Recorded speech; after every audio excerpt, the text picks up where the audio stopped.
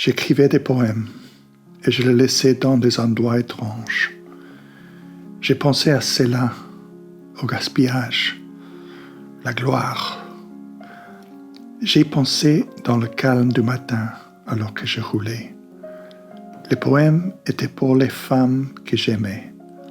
Souvent, je ne les ai jamais rencontrées. Les poèmes les raconteraient pour moi. Les fleurs sauvages se réveillaient, attendant le soleil, alors que j'ai traversé cette aube avant le vrai aube dans mon trek.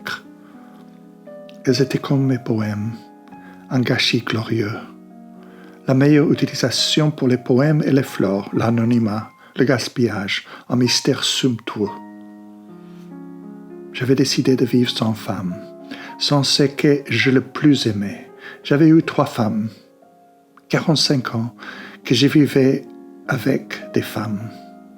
Je me réveillais tôt et je la voyais à mes côtés encore endormie, voyais ses yeux ouvrir à moitié, puis elle retournait. Je me demande si c'était vrai que j'ai vécu si longtemps avec une femme. Mais maintenant, j'avais enterré les 3. Une après un divorce, une après le suicide, une avec le cancer. Vu 3 cercueils, brillants et portant des fleurs glissées dans les fours. Je me souviens de leurs derniers mots, des mots d'amour, les 3. Mais maintenant, je m'étais déchargé de ce que j'aimais le plus, cette odeur après qu'elles avaient pris un bain et s'être habillées. L'eau mèche des cheveux dans mes vêtements, le goût dans ma bouche d'eux.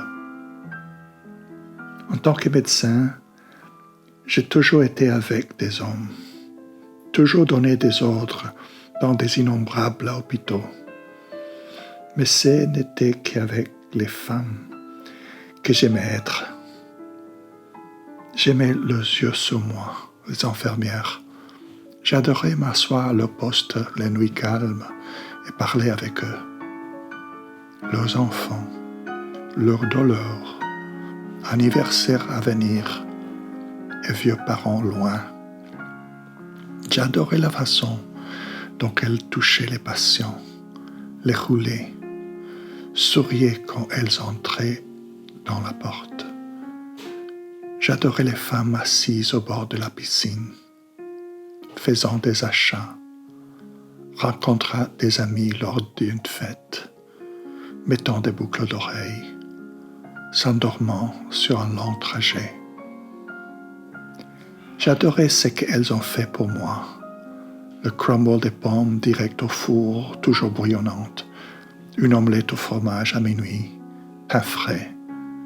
J'adorais cuisiner pour eux. Mais j'avais décidé de vivre sans femme. Faire des vélos seul dans le monde et rencontrer des femmes différentes dans chaque ville, pour parler avec eux et chercher la magie, mais de les laisser tranquilles, de ne pas les toucher ou de leur promettre quoi que ce soit. Il suffit de marcher avec eux un moment dans leur jardin, le jardin secret que chaque femme entretient.